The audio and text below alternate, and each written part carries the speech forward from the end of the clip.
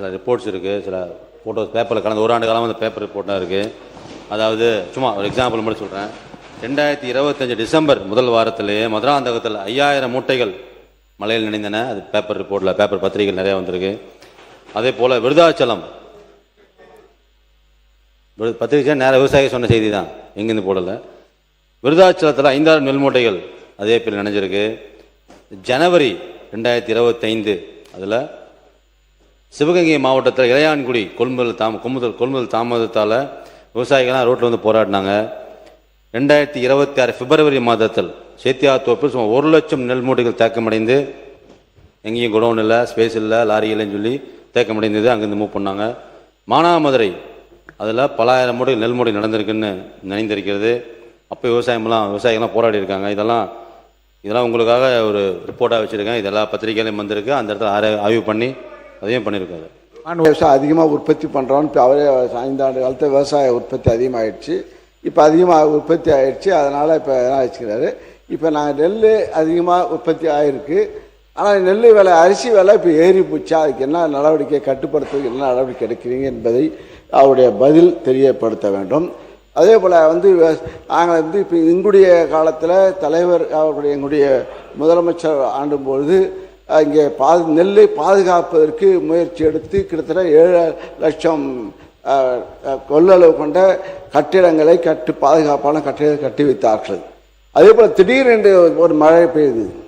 திடீரென்று இப்போ ஒரு படத்தை காட்டின பேப்பரில் அது திடீர் மழை, பருவம் தவறிய மழை பெய்த காரணத்தால் நெல் கொள்முதல் செய்த இடங்களை நெல் இருந்த அன்றைய தினம் இரவு 10 மணிக்கு நம்ம இங்கே அப்போது துணை முதலமைச்சர் இங்கே நம்முடைய எதிர்கட்சி தலைவர்கள் தஞ்சை வந்து பார்வையிட்டு உடனே அந்த நெல்லை பாதுகாப்பான இடத்திலே ரயில்வே மூலமாக அங்கே உள்ள இப்போ மாவட்ட ஆட்சித்தலைவர், அப்போ இருந்த மாவட்ட ஆட்சித்தலைவர் உங்களுடைய அதிகாரியாக இருக்கின்றார்கள். அந்த அளவுக்கு எல்லா அதிகாரிகளும் சரி, இப்போ அங்கே பாதுகாப்பான இடத்தில் அமைச்சர்களும் சரி அங்கே உடனுக்குடன் சென்று நாங்கள் நடவடிக்கை எடுத்தோம்.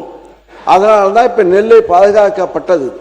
ஆக இனிமேல் இது போன்ற இப்போ புதுசாக மாற்றம் தருகிறேன் சொல்லி வந்திருக்கின்றீர்கள். என்னத்தை டெக்னிக் பார்த்து பாருங்க. நாங்கள் கட்டினோம், நாங்கள் செஞ்சோம். ஒரு நிமிஷம், அது இல்லை, ஒரு நிமிஷம் சார். கணக்கு ஏட்டு சுரக்கா கூட்டுக்கு உதவாது. கணக்கு இருக்கு. இப்போ இன்னொரு கேள்வி கேட்குறேன். நாங்கள் ஈர நெல்லை தான் வாங்க மாட்டோம். ஆக 17% மகஜல் உள்ள நெல்லை தான் வாங்குவோம். ஆக விவசாயிகள் இங்கே குறுவை செய்ய விவசாயிகளுக்கு நெல்லை வாங்க மாட்டீங்களா என்ற கேள்வியும் எழுகிறது. ஏன்னா அமைச்சருடைய பதில் பேசும்போது நாங்கள் இந்த நெல்லை வாங்குவோம், இதுக்கு மேலே வாங்க மாட்டோங்கிற மாதிரி கருத்துப்பட பேசுகிறார்கள். அது விவசாயிகள் ஏனென்றால் விவசாயிகள் குறுவை பயிர் மழை வருகின்ற காலத்திலே இது போன்ற நிலைகள் ஏற்படும் போது ஈரப்பதத்தை நாங்கள் இப்போ கணக்கிட்டு வாங்கக்கூடிய நிலைமையும் ஏற்படும். அதுக்கு அமைச்சரவை என்ன பதில் தருவார்கள்? அதே போல் அரிசி விலை இப்போது அதிகமாக நீங்கள் பொறுப்பேற்ற இந்த 3 மாத காலத்திலே அரிசி விலை கிட்டத்தட்ட 18 ரூபா 20 ரூபா கூடுதலாக விற்கிறது. அதுக்கும் என்ன நடவடிக்கை கட்டுப்படுத்த வேண்டும்? அரிசி விலையை கட்டுப்படுத்த வேண்டிய பொறுப்பும் உணவு அமைச்சருக்கு இருக்கிறது. உணவுத்துறை அமைச்சர் அவர்கள், உணவுத்துறை அமைச்சர் உட்காருங்க. நீங்க தவறான கருத்து. கிட்டத்தட்ட 7 ரூபாய் 6லேருந்து 7 ரூபா தான் உயர்ந்திருக்கிறது. இது நம்ம ஸ்டேட்ல மட்டுமல்ல, பக்கத்தில் இருக்கிற ஸ்டேட்டும் தான் விலை ஏறி இருக்கு. வயலடா பொருள் வரும்போதும் மற்ற பெட்ரோல் விலைக்காக தான் கம்பேர் பண்ணா உங்களுக்கு தெரிஞ்சிடும். இரண்டாவது, என்ன வாங்க, நீங்கள் சொன்ன மாதிரி 3 மாதத்தில் மட்டுமே நெல் விளைவிக்கவில்லை. உங்கள் அமைச்சரே சொல்லியிருக்காரு, முன்னாள் அமைச்சர். அவங்க ஆட்சி காலத்தில் 50 லட்சம் மெட்ரிக் டன் ப்ரொக்யூர் பண்ணி அதிகமாக பண்ணியிருக்கோம். வைக்க இடம் இல்லையே, குடோன்லாம் கட்டலை, குடோன் எதுவுமே இல்லை. சொல்லப்போனால் கிட்டத்தட்ட, அதாவது நமக்கு எல்லாம் தெரியும், ஒரு அக்ரிகல்ச்சர் வேளாண்மை துறை மூலமாக, மார்க்கெட்டிங் மூலமாக ஒரு வருடம் KMS 2025-26 எவ்வளோ மெட்ரிக் டன் வருங்கிறத நம்ம முன்னாடி அசஸ் பண்ணுவோம். அதுக்கு தகுந்த மாதிரி தான் நம்மளோட ஸ்பேஸ், நம்ம எங்கெல்லாம் குடோன் வைக்கலாம், எங்கெல்லாம் கேப் வைக்கலாம், எங்கெல்லாம் மில்லுக்கு அனுப்பலான்னு டிசைட் பண்ணுவோம். உங்கள் ஆட்சி காலங்களே கடந்த ஆட்சி காலங்களிலேயே தெரியும், குறுவையோட 2025-26 KMS ஆரம்பிக்கிறதுனால இந்த வருடம் வேளாண் துறை மூலமாக கிட்டத்தட்ட 50 லட்சம் மெட்ரிக் டனுக்கு மேலாக நமக்கு நெல்மணிகள் வரும் தெரியும். ஆனால் அதுக்கு அதுக்கு தகுந்த மாதிரி முன்னெச்சரிக்கை நடவடிக்கை எதுவுமே எடுக்கலை.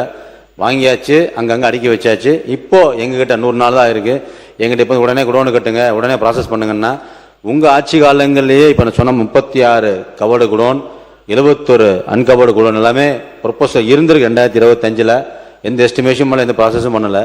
இன்னைக்கு வந்ததுக்கப்புறம் துரிதப்படுத்தி நாங்கள் இதெல்லாம் பார்த்த உடனே எங்கெல்லாம் கிட்டத்தட்ட 50 லட்சம் இன்றைக்கு தேதி வரை 64 லட்சம் மெட்ரிக் டன்னுக்கு நம்ம நெல் ப்ரொக்யூர் பண்ணியிருக்கோம்.